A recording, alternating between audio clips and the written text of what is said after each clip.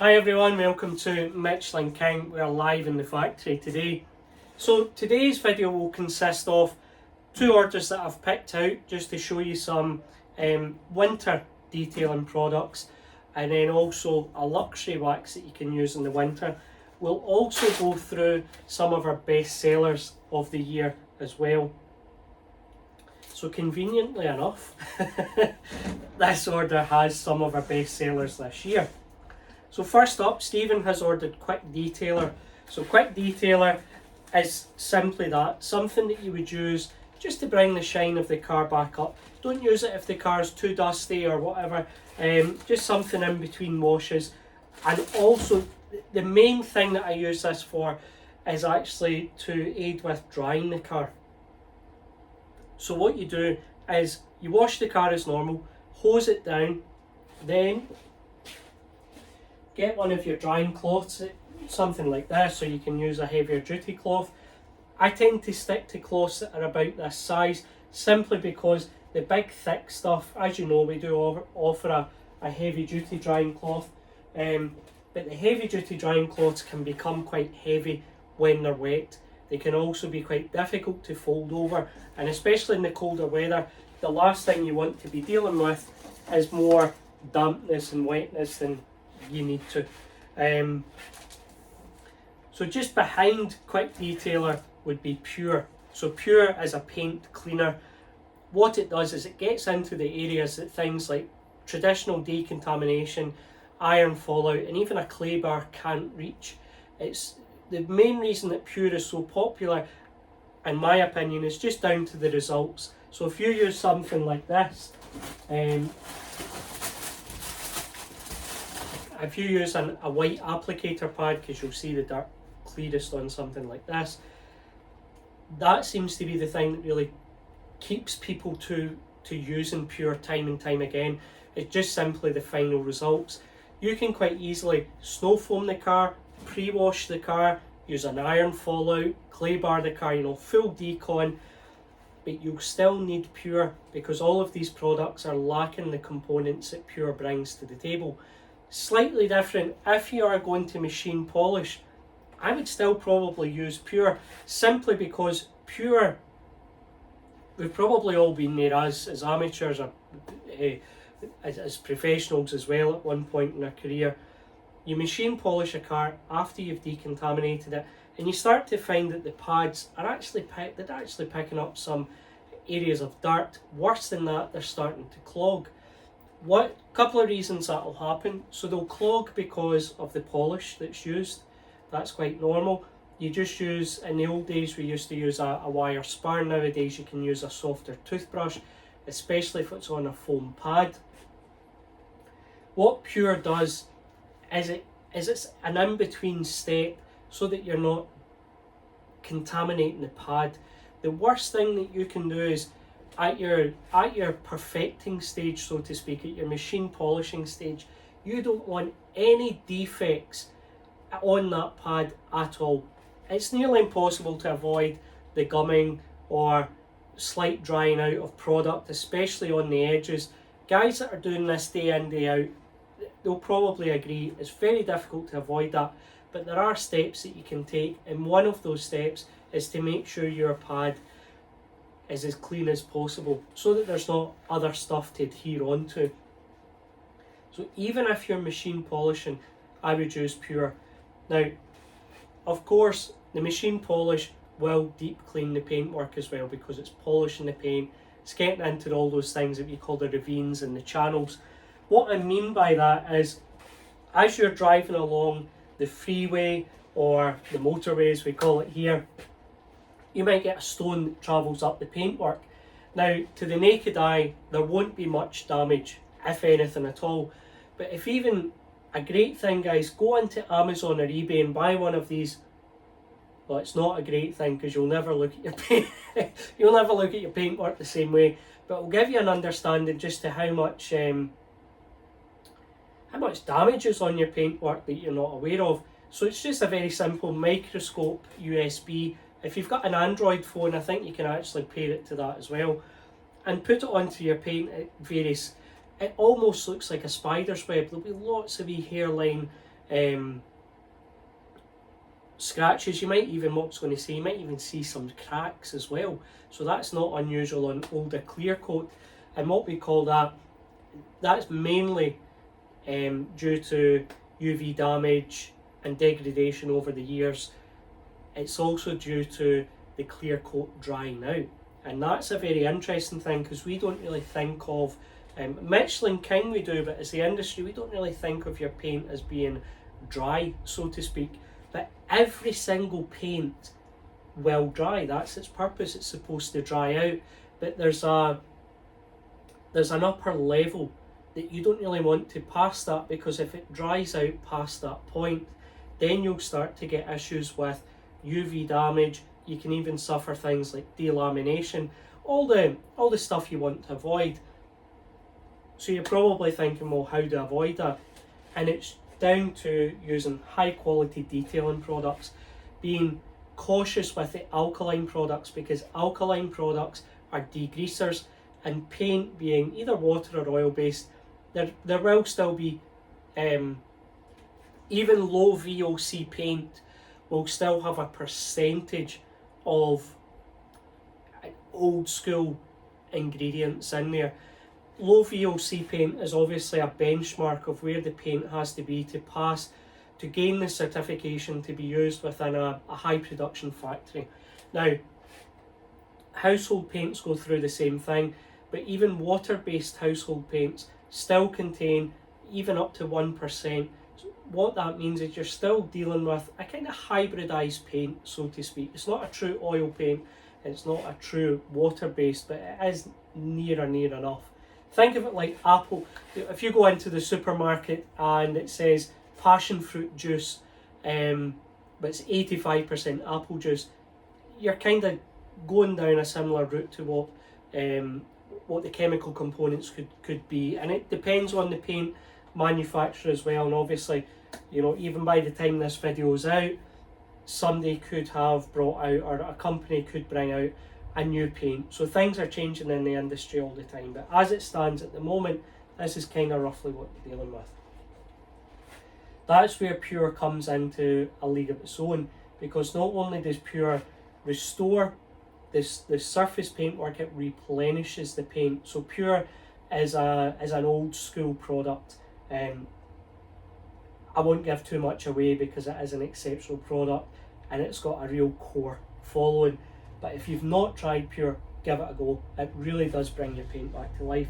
A couple other products that you want to look at would also be sealants, because you want to keep the paint, and this really links into the winter detailing very well. Very much like your lips being chapped when it gets cold and it's very dry air, you want to treat your paintwork in the same way, because car paint is porous on a molecular level. It has to breathe. So we're thinking the same thing here. We're thinking, well, how do we restore the paint finish? And you might have a car that's only 6 years old, but I can guarantee you that there will be UV damage on that paint, especially on the darker colours, or of course with the UV light spectrum. We're looking at red as one that really suffers quite badly. Black more so would be oxidization, which is a problem in its own, but is fixable. But black also, especially in warmer climates, really suffers with delamination, and that's mainly due to it drying out from its surface below, and also the heat. So that's a big cause, but not something you need to really deal with in the winter. So what we're looking at is Quick Detailer, Pure. So this is your kind of winter arsenal.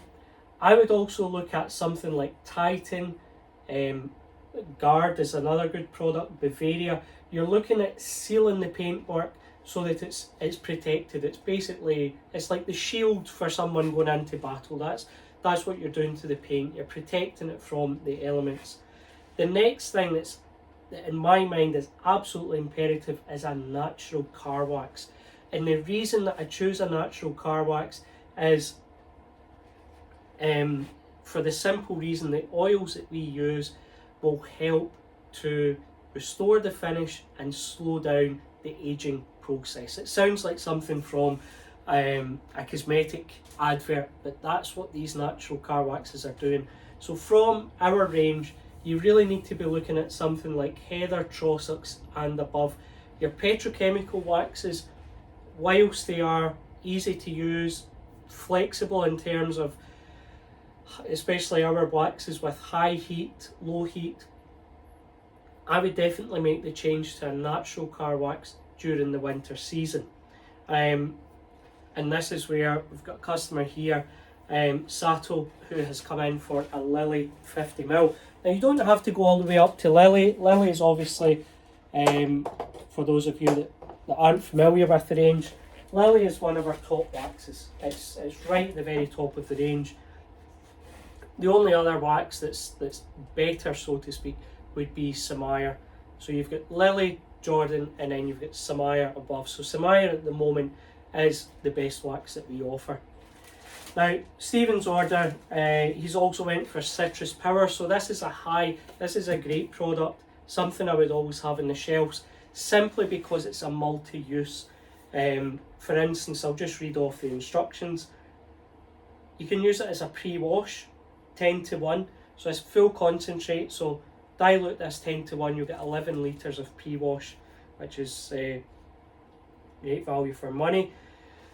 Also use this as a degreaser. Remember guys, citrus based products are degreasers. That's exactly what they are. They like to disperse oil. So again, just be careful if you've got a nice high quality wax on the car. Don't go overboard with the citrus cleaners. Don't go overboard with the alkaline cleaners as well.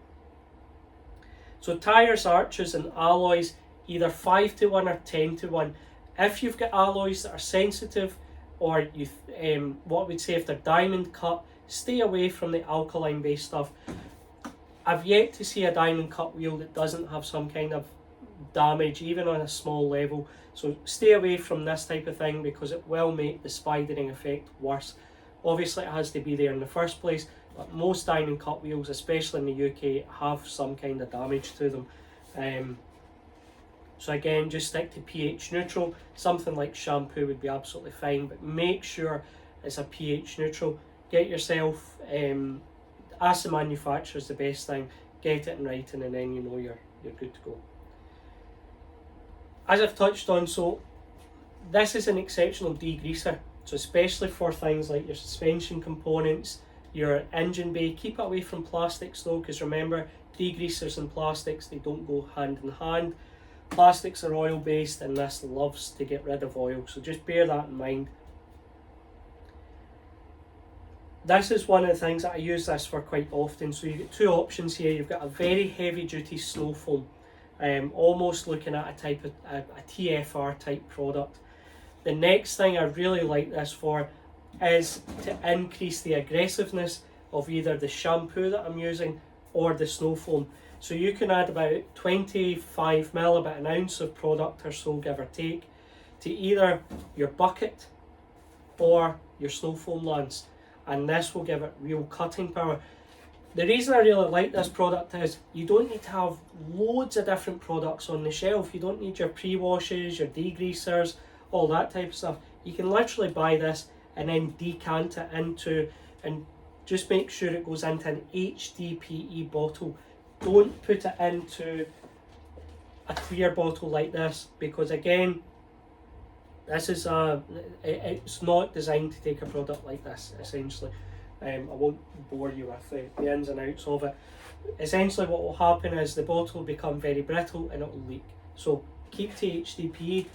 You can typically tell they're HDPE because they're either satin and they're a bit squishy. PET tend to be more firm.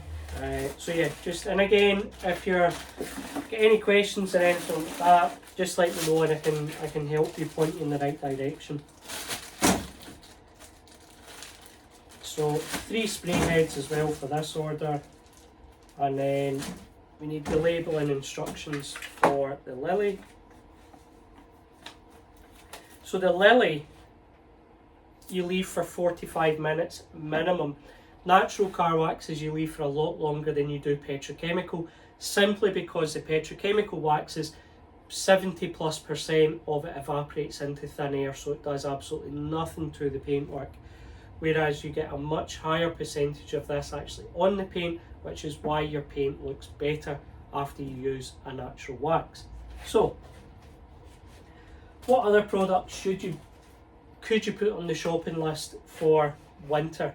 So again, you're looking sealants, Titan, Guard, Bavaria, great choices. Another thing that you probably want to look at would be some kind of some kind of solution for on-the-go waxing. So you can use a spray wax for that. I would tend to opt for the longest lasting spray wax we do, which is Wax Plus.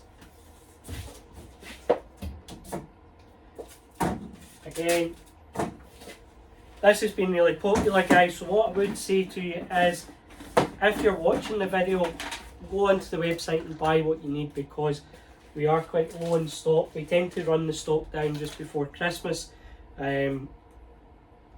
just to ensure everyone's getting as fresh a product as possible.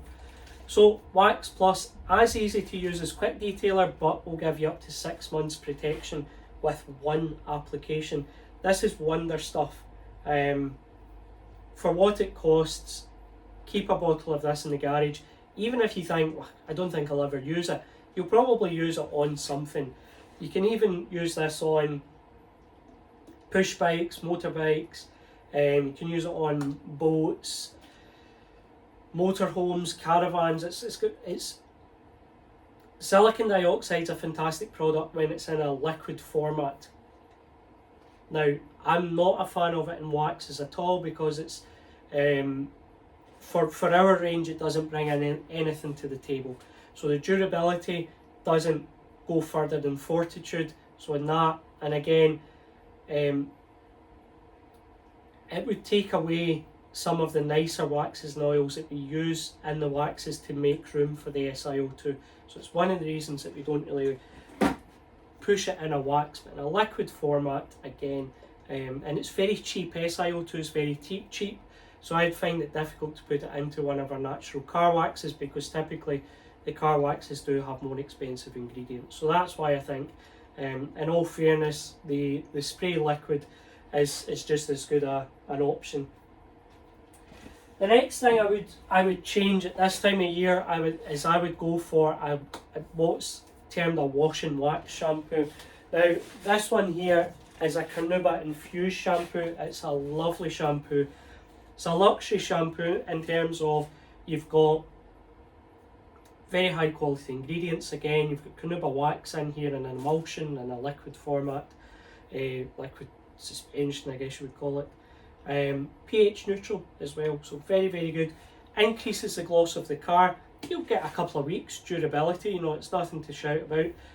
It's not SiO2, simply because SiO2 shampoos are very, very thin in nature, and I wouldn't typically use them in winter, simply because you want the suds, you want the lubrication, and you want the safety, which is what this product brings. Of course, come to your own conclusions. That's the great thing about any hobby, is you can buy a couple of different products, do your tests. If you're anything like me, you've got your notepad out, you're taking notes as to, and it's just ingrained in because that's how we test our waxes. But even if we are getting new products in, that's what I'll do. I'll do my experiments and record the results. So again, just, you know, fun or not fun, I don't know. Overboard a bit maybe. Anyway, I'm one of, you know, I know a lot of our customers like to keep things sort of organised and notes and whatever, so I'm one of you. Another product that I would probably, and we did cover it obviously, is Pure. I would keep that, even though you're not likely to do a full decontamination. You might be likely to just touch up areas, especially if you live in an area where it's high salt. You might, if you get the opportunity on a nice day, just to try and really decontaminate the bottom, or some tar spots, etc. There might just be bits and pieces, so I would keep a bottle. It keeps on the shelf anyway, so if you end up not using it, you'll definitely use it in springtime. because that's when, I would say every season, a lot of people ask, how often do we change our protection, etc. And I tend to go every season, just because I don't like the thought of tar deposits and contaminates and things, and it's less work. If you do it every season, it's a lot more enjoyable than every 6 or 8 months, and then it's a real slog. Because at the end of the day, you want to enjoy the detail inside of it. You need a good alloy wheel cleaner. Again, depending on your wheels, you can go for an alkaline alloy wheel cleaner, or you can just go for a straightforward shampoo, dilute it down, put it in a spray bottle. Again, if you've got any specialised wheels, like your diamond cut stuff, bare aluminium, anything that needs special attention, stick to pH neutral, because diamond cut wheels are an absolute pest. Once they're damaged, that's it. And my recommendation, I know it's not what everybody wants to do, just powder coat them. It's exactly what I did with the car I've got just now. Stripped them back, powder coated them, nice thick finish on them. I don't have to worry about them anymore. I don't have to be concerned about what type of cleaner I'm using. If I've got a bottle of Rim next to me, then I can go ahead and use it. I don't have to think, the diamond cut, there's spidering on it, I best not touch it, blah blah blah. Again, easy life. The other thing I would definitely opt for would be a snow foam. Snow foam is brilliant at this time of year. I don't tend to use it that much out with our dirtier seasons, so to speak, just simply because the car is cleaned quite often, and yeah, it just depends. Our snow foam off the shelf, this one here, is pH neutral, so if you want it to do any sort of full decontamination, you need to add in the citrus power, which again is why I would have a bottle on the shelf, because it's very flexible product. It's like the Swiss Army knife of detailing products. You're just always good to have. I'm just looking at the shelves here to see tyre dressings a given, because you want the tyres. Again, alkaline salt and stuff really dries out the rubber, so you want the tyre dressing to replenish the tyres. Oil-based tyre dressing is what we sell. I tend to find it's the best, lasts the longest. Plus, it's got naturally inbuilt hydrophobic properties, so it doesn't wash off. Not a fan of the water-based stuff at all. We have looked at it, we have offered it in the past. It just it doesn't perform. Obviously, you've got the ceramic infused stuff and things like that. Now, again, all you're doing there is you're protecting the surface of the tyre. You're not actually feeding it. Rubber is an oil-based product, so it's better to match it with an oil-based protectant. Again, come to your own conclusions on this, but this is the feedback that we're getting, and I guess what customers want. Trim, I would probably look at your interior and exterior plastic protection type stuff, because you will have residue in your hands if you're de-icing the car, especially taking gloves on and off. So again, these things can take a bit of a beating in winter. So trim is an oil-based plastic dressing, but more than that, it's a plastic restorer. It's phenomenal. Think of your old Ford Transit bumpers. This is the type of stuff that takes it back to black. Don't use a heat gun, because all that does is, it's like you've run a marathon and then the person at the end says, oh, you've got to do another 5k to get your medal. Don't use a heat gun, because it damages the plastic in the long term. You need to feed it. If it's so bad that it won't restore back up, then obviously you need to look at replacement parts. Or your other option would be to paint it some kind of matte black, or there's I think it's quite cool, but I might be showing my age here, is that kind of truck bed stuff. Looks quite cool, would probably look quite effective in the black plastic, but again, depends what you want. Interior cleaner, so our new plastic dressing is a dressing and a cleaner in one. Leaves a nice fresh smell, great stuff to leave in the glove box. Just make sure that when you've got your spray head on, you tighten it so that it doesn't leak. It leaves a nice satin sheen, a satin finish as well. It's not a gloss, it's not quite a matte. but the car will just feel a lot nicer getting in and out as well. MF Wash, of course, you know, I'm not going to list every product, it does seem like it, but MF Wash, because you want your microfibers to be nice and soft and fluffy, because this is the season that will do the most damage to your paint, without a doubt. Summer, you know, you're talking about softer stuff, you're talking about organic fallout. Okay, you've got bird lime to deal with, but your things like your bee pollen, your bee feces, which can be quite common, weirdly enough, that's your wee sort of brown spots, they can stain the paint, but they're nowhere near as bad as what can happen with your salt and your lower temperatures, etc. So again, MF Wash. You've probably already decontaminated the car, so I would stay away from any heavy duty pre-washes, heavy duty shampoos as well. Avoid like the plague your decontamination shampoos at this time of year. There's already a massive amount of alkaline based products on the paint. Don't add to it. What it will do is it will drastically reduce the duration of your sealant or your wax that's on the paint. I would only use a decontamination shampoo if I'm going to decontaminate the car, and what that means is it's the full hog, it's the clay bar, possibly machine polishing or using pure. That's really the only time I recommend using a decontamination shampoo. They have become quite commonplace, you know, if a customer says, listen, I've been on holiday for 2 weeks, the car's been lying outside, just snow foam it twice. Don't use a decon shampoo or a heavy, don't, you know, reach for your TFR and that type of stuff in this weather. It's not needed. You'll find once you're through the first kind of level of grime that the alkaline on the vehicle that's already on the paintwork will actually do the job for you anyway. It won't have the lubricity and things like that as a snow foam would, but that's why it just depends what you want to do, guys. If you want to use a snow foam on a dry car, personally I don't, simply because my feeling is we get a lot of dirt on the cars up here in Scotland, and if you live in the back roads you'll know the pain. The snow foam simply won't penetrate anything that's more than a few millimeters in depth. So if you've got chunks of mud and stuff like that, or you know, just general road grime that's thick, if you've been driving on the motorway, so I'm on the motorway every single day, 4 times a day, plus back roads, plus more, I guess you would call them A roads and B roads as well. So a real mixture of driving.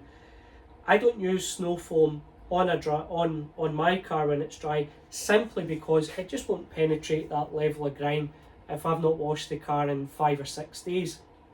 Different story if you're doing a short commute, 5 or 10 minutes down the road, you're city based, etc. You're not parking on a main road. There's not a level of grime.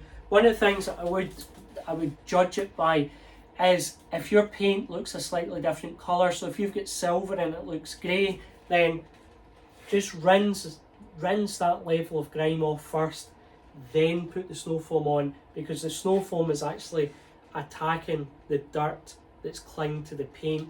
Whereas if you put it onto a dry car, and I'm prefacing this with the thickness, the actual thickness of the contaminants, the grime, whatever you want to call it, there is a thickness that the snow foam will not penetrate effectively.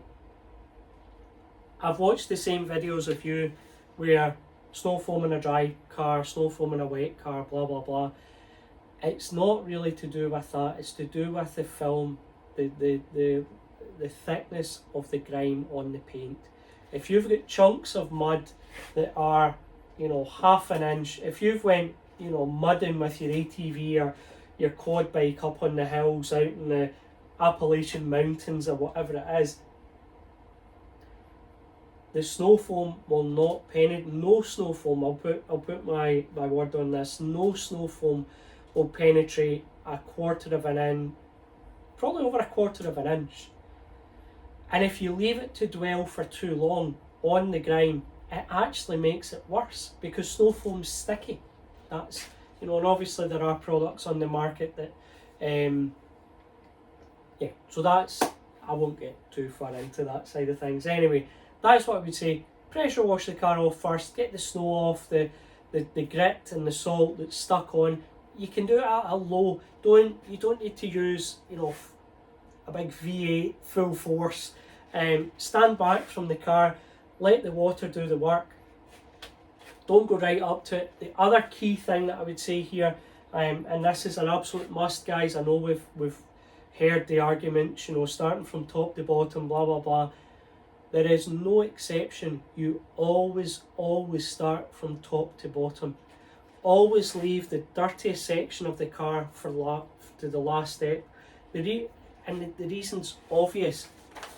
I know people do this for likes in their video, but you need to remember there are beginners out there, people that are learning just like I did back in the day, just like you did as well, and they need the correct information because it's not fair to not give them the right stuff. So I won't, that's, people know that I feel quite strongly about that type of thing and giving the right information because this is their pride and joy. So don't mess it up for them. Anyway, your thickest level of grime will typically always be below the door line. So on older fashioned cars, we didn't have the metal running all the way. You used to have a thing called a bump stop, or there was a piece of plastic normally, or painted plastic, that would give you a great indication of where to stop applying. This is another key point, where to not apply the pre-wash.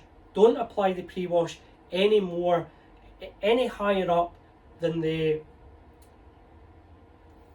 worst of the grime, simply because it will go into bare paint or paint that has a very slight amount of grime, and it will dwell on that paint for the same amount of this. Yes, it will run down, but it will dry out. And again, it's just you want to keep the paint looking as good as possible for as long as possible. So in terms of your snow foam, you can even get away with using the tighter fan as well, so you can just fan the lower sections. You don't need to fan the whole car.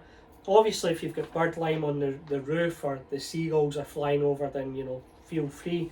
But again, pressure wash that off, then put the snow foam on. Don't put the snow foam on the bird lime unless it's dried in. If it has, there's other things you can do. You can use a warm towel to soften it up as well. Put it in your wash bucket, put the warm towel over the bird lime. You'll find if you've got bird lime and you've not attended to it within a certain period of time, it's probably stained the paint anyway. There are ways to get that out, so don't worry about it. But it's, you're probably looking at above contamination and also below the surface contamination with bird lime. So two slightly different things. Another area, obviously, the alloy wheels, you can go over them, but again, just be careful with your alkaline stuff. So the reason as to why you always go top to bottom, and it sounds really simple, because if you've got a pressure washer and you're bouncing that water and it does force it up the way, this is what we're talking about when I say about the channels and the ravines. You're forcing tiny particles of grit up the side of the door. And I know what I'm saying. I know loads of people that are watching this are like, yeah, we know, John. But there are videos out there by pro influencers, guys that do this day in, day out, and they're down at the bottom of the car and you think, what are you doing? What are you doing? So what I would advise is, there's loads of great guys out there. You've got Paul Dolden, you've got Martin at OCD, obviously running the business. I don't get a lot of time to go into other channels and such like, and with two kids, my life is quite full, as many of yours will be as well. But just off the top of my head, there's a couple of guys here. You got an excellent forum on Facebook. They've also got a presence on YouTube as well, and that is the Car Boutique. So these guys are absolutely passionate, and again, these are guys that wouldn't show you things just for video views. These are guys that they review our products, they review lots of people's products, and the reason that we work with them, alongside them, whatever you techno, whatever you want to call it, is because the reviews are honest. They're very honest. There's no backhanders. People aren't getting paid thousands of pounds of money to put out a good review. So just bear that in mind. If you're watching, guys, just take it with a pinch of salt sometimes. And if something doesn't sound right, it probably isn't. And you've also got the manufacturers. You can reach out to us. I'm sure the other guys as well, and they'll be able to help you.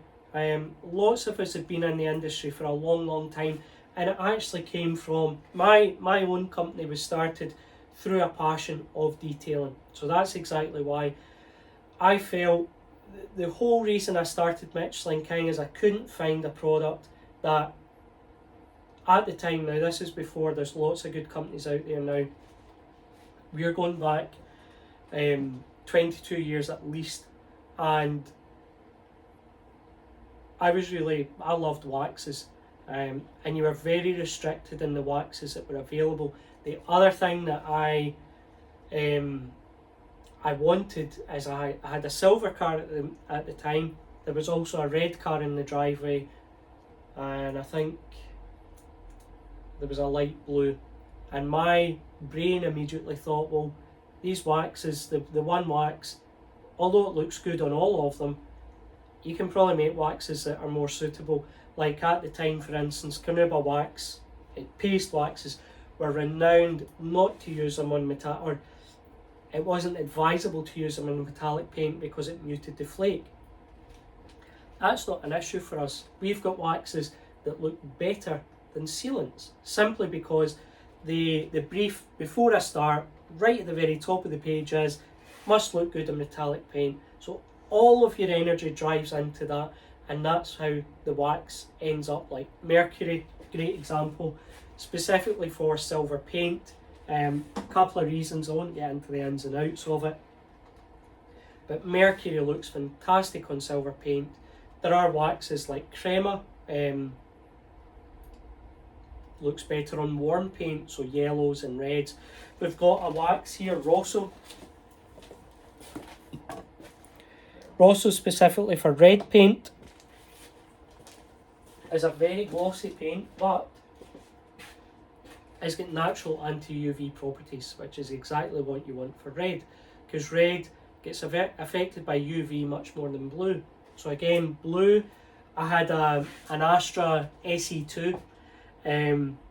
This was kind of where I was getting really serious about my detailing, and it was a bluey purple colour, and I noticed with certain waxes that I was using at the time, you could improve the hue, so you could get this brilliant, not only would you see the blue, you would get the purple as well. So you're talking, you're looking at more technical waxes. So at that point we then started looking into a wax specifically for blue, because a lot of blue cars have various, if it's not a straightforward pour, brilliant example of this would be Mazda, but another one would be McLaren. So Mazda and McLaren, Peugeot as well. There's a couple of car manufacturers that the paint's really cool. Peugeot GTI, they did a lovely sort of sunburnt orange, but it wasn't just orange, it had black in there as well, and it depends on the colour of the primer as well, so there's a lot goes into this. So we do have a lot of the waxes that you get higher up in the range. I would term these more technical waxes because they give you certain looks, certain aesthetics, and they're blended to do a certain to give you certain attributes, so to speak. RPM, for instance, one of the first petrochemical waxes that we ever made. RPM, it's all about high gloss, easy to use. That's it. Very simple wax. If you keep it simple, you normally hit it on the head. You normally hit the nail on the head. Where it becomes complicated is, you know, we might have a brief comes through on email to say, here's 20 different characteristics that I want the wax to have. Now, if you can imagine a glass and you're putting the 20 characteristics in, they're starting to trade off against one another. So if if we had a great one recently where the customer had said, look John, I just want you to make the glossiest wax that I've ever seen. And immediately I'm thinking, what waxes have you seen? Because if you're using X, Y, and Z, then it should be quite easy. If you're using something else, then we'll have to look more up to the Lilies, the Samires, the Rorys, the Cardinals, that type of thing. So again, it's all, everything that we can offer you is very, very bespoke, because the likes of me, when I first started, I used Halfords. Halfords was 10 minutes down the road. So my comparisons to start out with were off the shelf type of stuff. I then bought my first premium wax. So my comparisons then changed. But what I was finding is, when we were making the natural car waxes, they were really trumping the stuff that I had tried. It got to a point that we had a detailer, I won't keep you long. We had a detailer in Scotland, had a lot of really high-end products at the time, and he had asked, can you make something better? And that then birthed the wax Rannoch.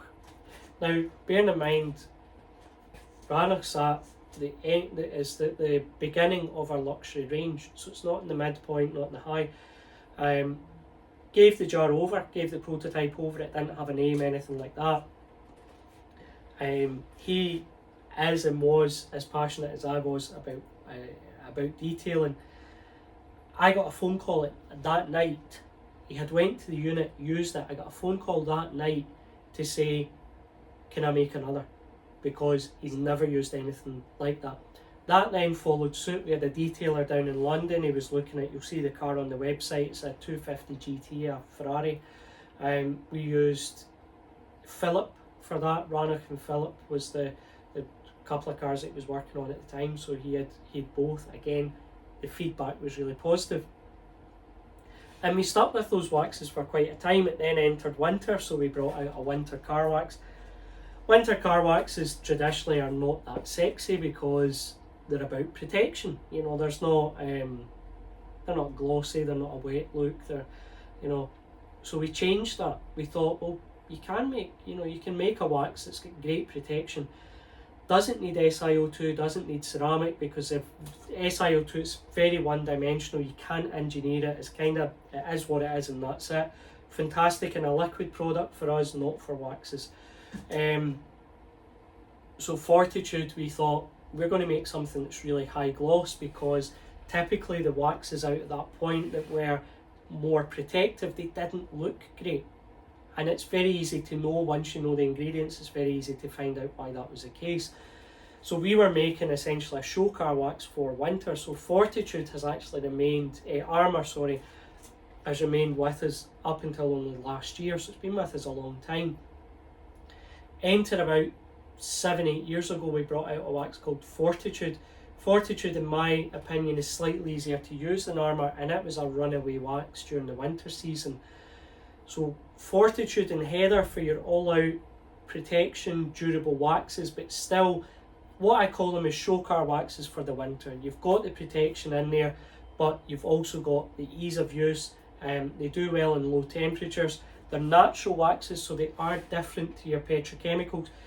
It's very easy to make a petrochemical wax. There's not a lot to it, because your petrochemical component takes up a massive percentage of the wax, which leaves you with a very small percentage of active products. It's kind of like taking a Vauxhall Nova and sticking a Lotus engine in it. It's still, you know, you're going to have to seam weld it, you're going to have to probably look at suspension components, etc. It's still, it will go fast in a straight line, but it needs a monumental amount of work to get it even close to what a Lotus would be. So again, it's kind of a similar thing. I stopped trying with petrochemical waxes simply because I felt they're never going to be what I want them to be. They're never going to be as good as what I want them to be. So here's the best at what they can be, and they are good in the sense that they're relatively easy to use.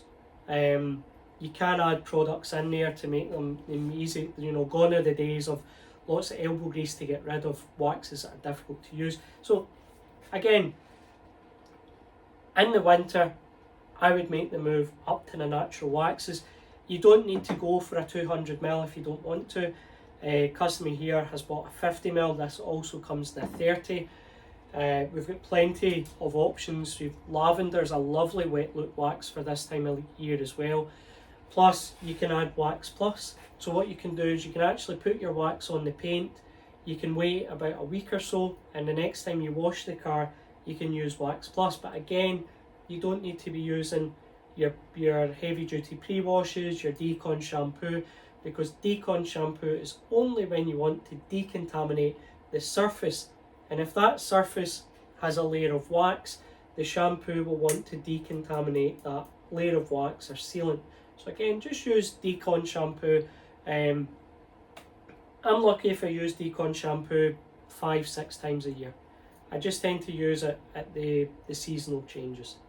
So there is a discount on the website. You'll be happy to know there is a Christmas sale. So you can pop on just now and top up your supplies. We will be in during between Christmas and New Year and etc. So we will be able to send the stuff out in between that. Take care everyone, have a lovely Christmas and a happy New Year, and I'll see you on the other side. Bye bye.